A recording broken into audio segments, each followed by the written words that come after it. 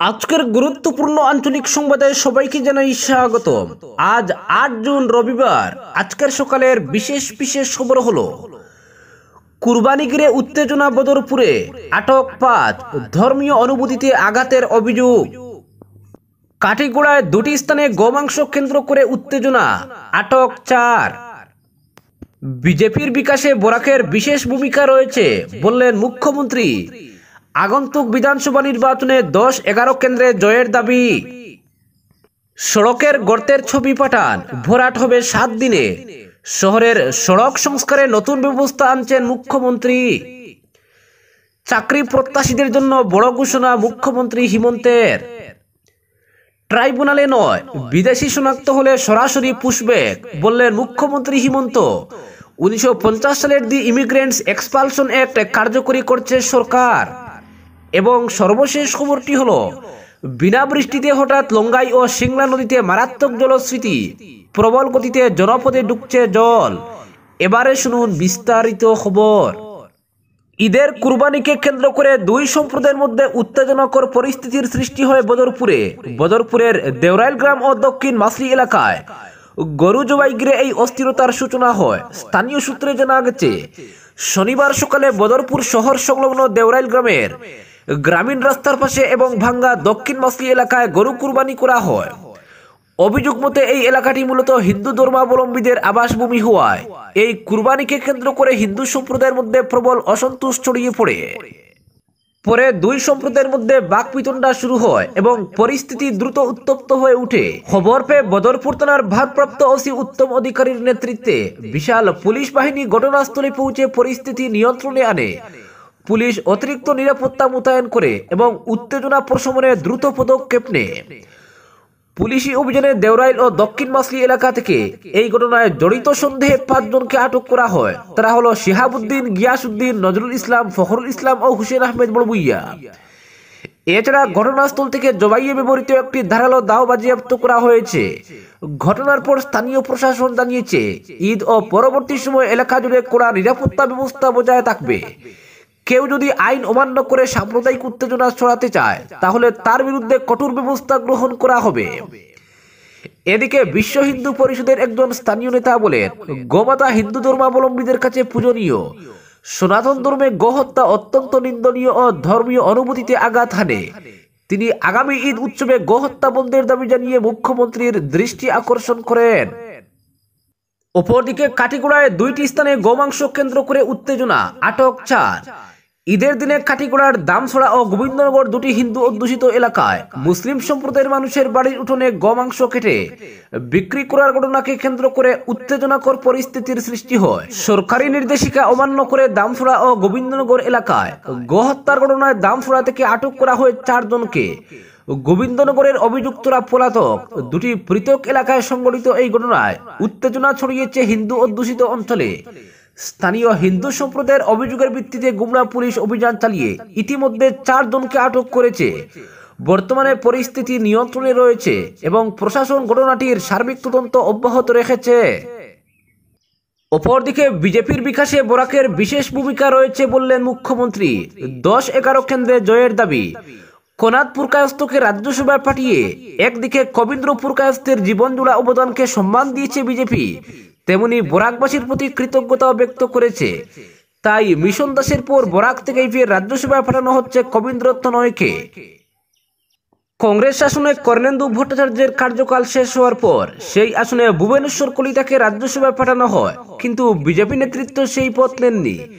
তাই মিশনের পর বরাকের আরেক বিজেপি নেতা কোনাদ পুরকায়স্থকে রাজ্যসভায় পাঠানো নিশ্চিত করে মুখ্যমন্ত্রী বলেন, বিজেপির সবাইকে সঙ্গে নিয়ে এগোতে চায়।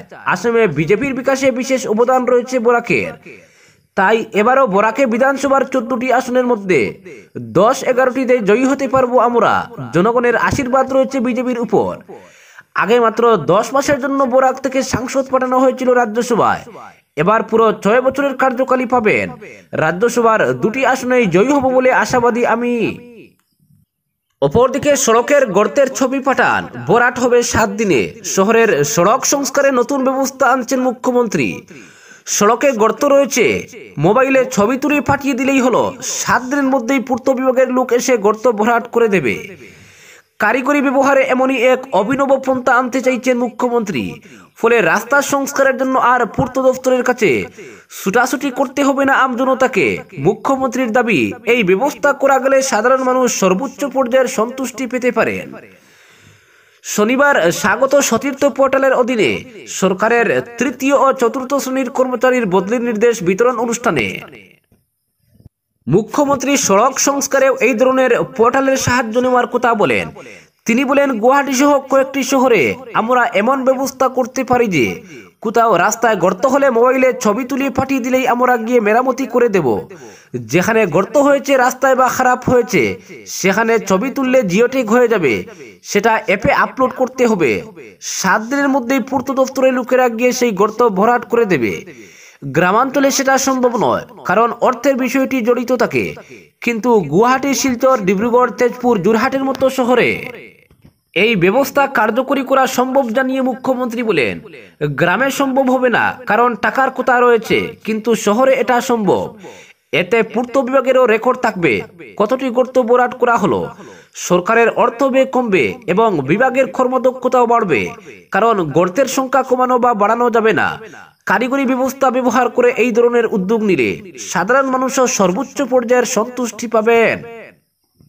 অপরদিকে চাকরি প্রত্যাশীদের জন্য বড় ঘোষণা মুখ্যমন্ত্রী হিমন্তের। আসামের চাকরি প্রত্যাশীদের জন্য গুরুত্বপূর্ণ ঘোষণা করলেন মুখ্যমন্ত্রী ডক্টর হিমন্ত বিশ্ব শর্মা। রাজ্যের শিক্ষিত তরুণ তরুণীদের সরকারি চাকরিতে নিয়োগের লক্ষ্যে এডিআরই 3.0 অর্থাৎ আসাম প্রত্যক্ষ নিয়োগ পরীক্ষার তৃতীয় পর্যায় সংক্রান্তে বড়সড় ঘোষণা করেছেন মুখ্যমন্ত্রী। এডিআরই 2.0 অগ্রগতি সম্পর্কে আলোকপাত করা ছাড়াও এডিআরই 3.0 বিজ্ঞাপন প্রদান করা হবে। এ সময় আসাম পুলিশের নিয়োগ প্রক্রিয়া সহ অন্যান্য সরকারি চাকরির বিজ্ঞাপন প্রকাশেরও ইঙ্গিত দেন মুখ্যমন্ত্রী। এডিআরই 2.0 পরবর্তী পর্যায় সংক্রান্তের তথ্য প্রকাশ করেছেন। আগামী 17 জুন থেকে এডিআরই 2.0 থার্ড গ্রেডের মৌখিক পরীক্ষা ও স্কিল টেস্ট অনুষ্ঠিত হবে বলে জানিয়ে দিয়েছেন তিনি। একই দিন থেকে 4th গ্রেডের মৌখিক পরীক্ষাও শুরু হবে বলে উল্লেখ করেন তিনি। মুখ্যমন্ত্রী জানান যে 15 জুলাইয়ের মধ্যে এই নিযুক্তি পরীক্ষার সমস্ত প্রক্রিয়া সম্পন্ন করে নিয়োগ করা হবে আগামী 10 অক্টোবর। সেদিনই আসাম পুলিশ, শিক্ষা বিভাগ ও স্বাস্থ্য বিভাগেরও নিয়োগ প্রদান করা হবে বলে ঘোষণা করেন তিনি। অপরদিকে ট্রাইব্যুনালে নয়, বিদেশি শনাক্ত হলে সরাসরি পুশব্যাক বললেন মুখ্যমন্ত্রী। 1950 সালের দি ইমিগ্রেন্টস এক্সপালশন অ্যাক্ট কার্যকরী করছে সরকার। বিদেশি বিতাড়নে পুশব্যাক পন্থার আইনি বৈধতা নিয়ে প্রশ্ন রয়েছে, তবে 1950 সালের দি ইমিগ্রেন্টস এক্সপালশন অ্যাক্টেই এর বৈধতা খুঁজে পেয়েছে সরকার।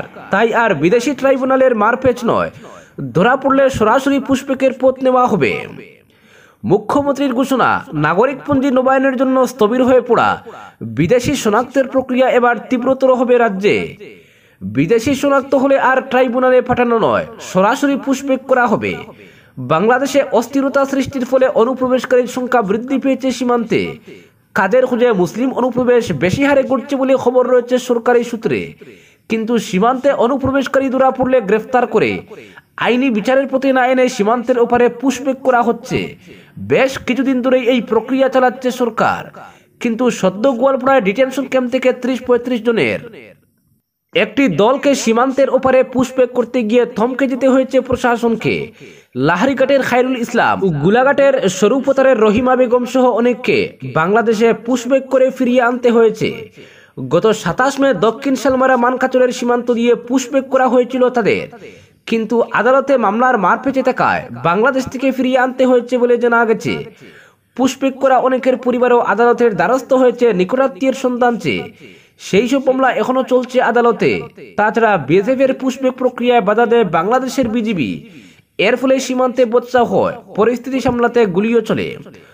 ফলে পুশব্যাক প্রক্রিয়া কতখানি কার্যকর তা নিয়ে গুরুতর সংশয় রইলেও মুখ্যমন্ত্রী আজ অন্য কথাই শুনিয়েছেন।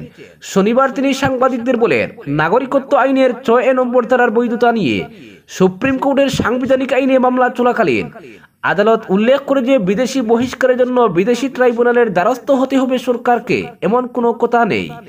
কারণ ইমিগ্রেন্টস এক্সপালশন অ্যাক্ট নামে একটি আইন রয়েছে এবং সেই আইন এখনো বলবৎ রয়েছে। সেই আইনের অধীনে বিদেশিদের শনাক্ত করার পর জেলা শাসক সঙ্গে সঙ্গে পুশব্যাক করার নির্দেশ দিতে পারেন।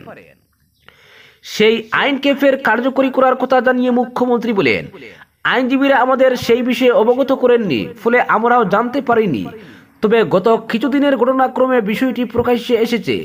তাই নাগরিকপঞ্জি নবায়নের জন্য স্থবির হয়ে পড়া বিদেশি শনাক্তের প্রক্রিয়া এখন দ্রুত গতিতে চলবে। বিদেশি শনাক্ত করা হলে আর বিদেশি ট্রাইব্যুনালে পাঠানো নয়, সরাসরি পুশব্যাক করা হবে। সেই প্রস্তুতি চলছে এখন। ইতিমধ্যেই অনেককে পুশব্যাক করা হয়েছে, তবে যাদের নামে চলতি মামলা রয়েছে তাদের করা হয়নি দাবি করেন তিনি। অপরদিকে বিনা বৃষ্টিতে হঠাৎ লঙ্গাই ও সিংলা নদীতে মারাত্মক জলস্ফীতি, প্রবল গতিতে জনপদে ঢুকছে জল। বিনা বৃষ্টিতে আচমকাই লঙ্গাই ও সিংলা নদীতে মারাত্মক জলস্ফীতি দেখা দিয়েছে। ভাঙ্গা বাঁধ দিয়ে নদীর জল জনপদে ঢুকতে শুরু করেছে। এতে নতুন করে বন্যার আশঙ্কা দেখা দিয়েছে শ্রীভূমিতে। আতঙ্কে দিন গুনছেন গোটা জেলার মানুষ। বৃহস্পতিবার পর্যন্ত লঙ্গাই ও সিংলা নদীর জল বিপদসীমার নিচে নেমেছিল। ভাঙ্গা বাঁধের ফলে গত বছরের মতো এবারও বিধ্বংসী বন্যার কবলে পড়ে জেলার মানুষ সর্বশান্ত হচ্ছেন। আর এর জন্য জেলা জল সম্পদ বিভাগ ও জেলা প্রশাসনকে দায়ী করছেন বন্যা পীড়িত মানুষ। কর্তৃপক্ষের চূড়ান্ত খামখেয়ালিপনার জন্য ফের বন্যার কবলে পড়তে হচ্ছে জেলার মানুষকে। মিজোরামের পাহাড়ি অববাহিকার জল সোজা নেমে আসায় ইতিমধ্যে নদীতে মারাত্মক জলস্ফীতি দেখা দিয়েছে। জেলার প্রধান তিনটি নদী ফুসছে। বর্তমানে লঙ্গাই, সিংলা ও কুশিয়ারা নদীর জল বিপদসীমার উপর দিয়ে বইছে। লঙ্গাই নদীতে মারাত্মক জলস্ফীতি দেখা দেওয়ায় দক্ষিণ করিমগঞ্জের মইনাজিপির দুর্লভপুর, গান্দাই ব্রাহ্মণ শাসন জিপির গান্দাই মুখ ও বাহাদুরপুর জিপির বরিবন্দে ভেঙে যাওয়া বাঁধ দিয়ে শনিবার দুপুর থেকেই নদীর জল প্রবল গতিতে জনপদে ঢুকতে শুরু করেছে। এতে নতুন করে দক্ষিণ করিমগঞ্জের বিস্তীর্ণ এলাকা প্লাবিত করেছে বলে খবর পাওয়া গেছে। বানপীড়িত মানুষের অভিযোগ, গত সপ্তাহে তেমন বৃষ্টি না দেওয়ায় লঙ্গাই ও সিংলা নদীর জল বিপদসীমার নিচে নেমেছিল। বিভিন্ন দল সংগঠন সহ বন্যা পীড়িত মানুষ লঙ্গাই নদীর বাঁধ মেরামতির জন্য কর্তৃপক্ষ সহ জেলা প্রশাসনের কাছে দাবি জানালেও কাজের কাজ কিছুই হয়নি বলে গুরুতর অভিযোগ তুলে সরব হয়েছেন ভুক্তভোগীরা। অনুকূল আবহাওয়া থাকা সত্ত্বেও বাঁধ মেরামতির কাজে হাত না দেওয়ার পেছনে কি রহস্য লুকিয়ে রয়েছে তা নিয়ে কর্তৃপক্ষের বিরুদ্ধে একাধিক প্রশ্ন তুলে রীতিমতো গর্জে উঠেছেন অসংখ্য বানপীড়িত মানুষ। তাদের অভিযোগ, সম্প্রতি বিধ্বংসী বন্যার জল এখনো পুরোমাত্রায় সারানি বহু এলাকা থেকে। বাঁধ বিধ্বস্ত দুর্লভপুর, কামারবন্দ, বাগেরসাঙ্গন, গান্দাইমুখ, বরিবন সহ বিস্তীর্ণ এলাকায় এখনো অসংখ্য বসত বাড়ি জলের তলায়। প্রতিটি গ্রামীণ রাস্তা জলের নিচে রয়েছে, মানুষ চলাচল করতে পারছেন না। হাজার হাজার পুকুর ফিশারি ডুবিয়েছে। একাধিক শিক্ষা ও ধর্মীয় প্রতিষ্ঠান এখনো জলের তলায়। বহু অঞ্চলে এখনো বন্যার জল থই থই করছে। বলতে গেলে বর্ষাকালীন সবজি পুরোপুরি মার খেয়েছে শ্রীভূমি জেলায়। গত সপ্তাহে বন্যার জল কমায় অনেক বান পীড়িত মানুষ আশ্রয় শিবির থেকে নিজ নিজ ঘরে ফিরছিলেন। সবকিছু গুছিয়ে সোজা হয়ে দাঁড়িয়ে উঠতে পারেননি এখনো। জল ছেড়ে যাওয়ায় আশ্রয় শিবির থেকে ইতিমধ্যেই নিজ নিজ ঘরেই ফিরে সবকিছু গুছিয়ে নিতে চলেছেন। টানা কদিন ধরেই জলের তলায় থেকে অসংখ্য বসতগৃহ বিধ্বস্ত হওয়া সহ পুকুর, ফিশারি, চাষ করা সবজির ফসল ইত্যাদি বিনষ্ট হয়েছে তাদের। এত সব ক্ষয়ক্ষতি কিভাবে পূরণ করা যায় তা নিয়ে কোনো কিছু ভেবে পাচ্ছেন না অসহায় বান পীড়িত মানুষ। তবে বৃষ্টি না হওয়াতে বন্যাতঙ্ক কিছু কাটলেও নদীতে জলস্ফীতি দেখা দিতেই ফের বন্যাতঙ্ক তারা করছে তাদের। আরেক দফা বন্যা দেখা দিলে কি অবস্থা হবে তাদের তা নিয়ে ভেবে পাচ্ছেন না তারা। একাধিক দল সংগঠন, কর্মকর্তা সহ ভুক্তভোগী জনগণের পক্ষ থেকে লঙ্গাই নদীর ভেঙে যাওয়া বাঁধগুলি মেরামতির দাবিতে সরব হলেও জেলা প্রশাসন ও বিভাগীয় কর্তৃপক্ষের ঘুম ভাঙেনি। এখনো বাঁধ মেরামতি না হওয়াতেই খুবই ফুঁসছেন তারা। এদিকে প্রতিটি বানপীড়িত অঞ্চলের মানুষ অভিযোগ করে বলেন, এবারের বিধ্বংসী বন্যায় সবচেয়ে বেশি ক্ষতি হয়েছে পাথারকান্দি ও দক্ষিণ করিমগঞ্জে। তবে রাজ্যের মুখ্যমন্ত্রী ডক্টর হিমন্ত বিশ্ব শর্মা 3 মন্ত্রী নিয়ে শ্রীভূমি জেলা সফর করেছেন, কিন্তু শহরের কৃত্রিম বন্যা বিধ্বস্ত এলাকা পরিদর্শন করে জনগণের খোঁজ খবর নিয়ে পাশে দাঁড়িয়েছেন সত্যি, কিন্তু পাথারকান্দি ও দক্ষিণ করিমগঞ্জের হাজার হাজার অসহায় মানুষের দুঃখ কষ্ট সরজমিনে পরিদর্শন করেননি। যদি পরিদর্শন করতেন তাহলে মুখ্যমন্ত্রীর কাছে যাবতীয় বেদনা সহ মনের আবেগ খুলে বলতেন। বিশেষ করে নদীবাদের জ্বলন্ত সমস্যার কথা তুলে ধরতেন এবং সর্বনাশা বন্যায় ক্ষয়ক্ষতির সঠিক দৃশ্য প্রত্যক্ষ করতেন মুখ্যমন্ত্রী। এমনই দাবি করেন ভুক্তভোগীরা। তাদের অভিযোগ, গত বছর বর্ষার সময় গান্দাইমুখ ও ভরিবন এলাকায় লঙ্গাই নদীর বাঁধ ভেঙে বিধ্বংসী বন্যার কবলে পড়েছিল গোটা জেলা। সে সময় রাজ্যের জল সম্পদ মন্ত্রী পীযূষ হাজারিকা গান্দাইমুখে ভেঙে যাওয়া বাঁধ পরিদর্শন করে 3 মাসের মধ্যে স্থায়ী বাঁধ নির্মাণের প্রতিশ্রুতি দিয়েছিলেন। কিন্তু 1 বছর পরেও বাঁধটি মেরামত হয়নি। একইভাবে গত বছরে ভরিবন্ধে লঙ্গাই নদীর বাঁধ ভেঙে গিয়েছিল।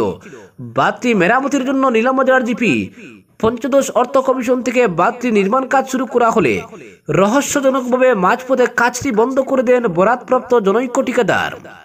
স্থানীয়দের অভিযোগ, দক্ষিণ করিমগঞ্জের তৎকালীন বিডিও সুস্মিতা দাম ক্ষমতা বলে বিজেপির জনৈক এক নেতার নামে কাজের বরাত পাইয়ে দিয়েছিলেন, কিন্তু বিভাগীয় যোগসাজশে ঠিকাদার নিয়ম বহির্ভূতভাবে কাজ করায় শেষ পর্যন্ত স্থানীয় বিধায়ক সিদ্দিক আহমেদের নির্দেশেই নির্মাণ কাজ বন্ধ করে দেওয়া হয়। পরবর্তীতে বাঁধ নির্মাণ আর হয়নি। এর জন্য বিধায়ক সিদ্দিক আহমেদ, তৎকালীন বিডিও সুস্মিতা দাম ও বিজেপি নেতা তথা বরাতপ্রাপ্ত ঠিকাদারকে দায়ী করে রীতিমতো ক্ষোভে ফেটে পড়েছেন ভুক্তভোগীরা। তারা বিষয়টি উচ্চ পর্যায়ের তদন্তের দাবি তুলে সরব হয়েছেন। অনুরূপভাবে দুর্লভপুর এলাকার লঙ্গাই নদীর ভগ্নদশাপ্রাপ্ত বাঁধটি সংস্কারের জন্য স্থানীয়রা বারবার জল সম্পদ বিভাগের কাছে দাবি জানিয়েছেন, কিন্তু এ ব্যাপারে কোনো ধরনের গুরুত্ব নেয়নি কর্তৃপক্ষ। তাই নদীবাঁধের করুণ যন্ত্রণা আর কত সইতে হবে জেলার মানুষকে, তা নিয়ে প্রশ্ন তুলেছেন বানপীড়িত মানুষ। নদীবাঁধ নিয়ে আর কতদিন এভাবে ছেলে খেলা চলবে? এতে মানুষের ধৈর্যের বাঁধ ভাঙছে। আজকের বিশেষ সংবাদ এখানেই সমাপ্ত।